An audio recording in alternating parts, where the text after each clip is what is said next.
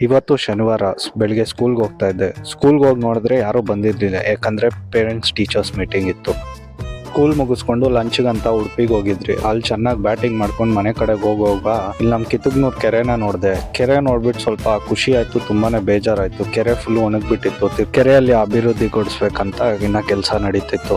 ಅದಾದ್ಮೇಲೆ ಗ್ರೌಂಡ್ ಕಡೆಗೆ ಹೋದೆ. ಗ್ರೌಂಡಲ್ಲಿ ನೋಡಿದ್ರೆ ಇನ್ನ ಫಸ್ಟ್ ಮ್ಯಾಚ್ ನಡೀತಾ ಇತ್ತು. ಹಾಗೆ ನಾನು ಜಾಯ್ನ್ ಆಗಿ 3-4 ಮ್ಯಾಚ್ ಆಡಿದ್ರಿ. ನಾವೆಲ್ಲೇ ಹೋಗಿ ಟೂರ್ನಮೆಂಟ್ ಆಡಿದ್ರು, ಎಷ್ಟೇ ಗೆದ್ರು ನಮ್ಮ ಗ್ರೌಂಡಲ್ಲಿ ಆಡೋ ಸುಖಾನೇ ಬೇರೆ ಇರುತ್ತೆ. ಕ್ರಿಕೆಟ್ ಲವರ್ಸ್ಗೆ, ಕ್ರಿಕೆಟ್ ಪ್ಲೇಯರ್ಸ್ಗೆ ನಮ್ಮ ಗ್ರೌಂಡಲ್ಲಿ ಆಡೋ ಮಜಾನೇ ಬೇರೆ ಇರುತ್ತೆ ಅಂತ ಅವ್ರಿಗೆ ಮಾತ್ರ ಅರ್ಥ ಆಗುತ್ತೆ. ಯಾಕಂದ್ರೆ ವೀಕೆಂಡ್ಗೋಸ್ಕರ ಇಡೀ ವಾರ ವೆಯ್ಟ್ ಮಾಡ್ತೀರಿ. ಸಾಯಂಕಾಲ ಬಂದು ನಮ್ಮ ರೋಮಿಗೆ ಊಟ ಹಾಕ್ಬಿಟ್ಟು ಮಂಡೇನ ಅವತ್ತು ಎಂಡ್ ಮಾಡಿದೆ.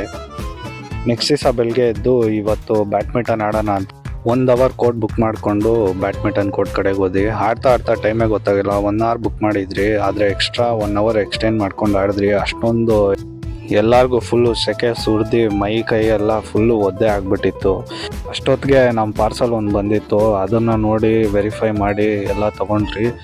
ಅದ್ರ ಗ್ಯಾರಂಟಿ ಎಲ್ಲ ತಿಳ್ಕೊಂಡು ಟೆಸ್ಟ್ ಮಾಡೋಣ ಅಂತ ಒಂದು ಆ್ಯಪಲ್ ಜ್ಯೂಸ್ ಮಾಡಿದ್ರಿ. ಆ್ಯಪಲ್ ಜ್ಯೂಸ್ ಮಾಡಿ ಕುಡಿದ್ಬಿಟ್ಟು ಗ್ರೌಂಡ್ ಕಡೆ ಹೋದೆ. ಗ್ರೌಂಡ್ ಕಡೆ ಇವತ್ತು ಚೆನ್ನಾಗೇ ಇತ್ತು ಮ್ಯಾಚು.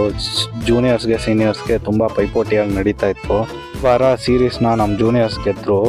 ಮನೆಗೆ ಬಂದು ಇಂಡಿಯಾ ಪಾಕಿಸ್ತಾನ್ ಮ್ಯಾಚ್ನ ನೋಡಿದೆ. ಪಾಕಿಸ್ತಾನ್ 242 ಟಾರ್ಗೆಟ್ ಕೊಟ್ಟಿದ್ರು.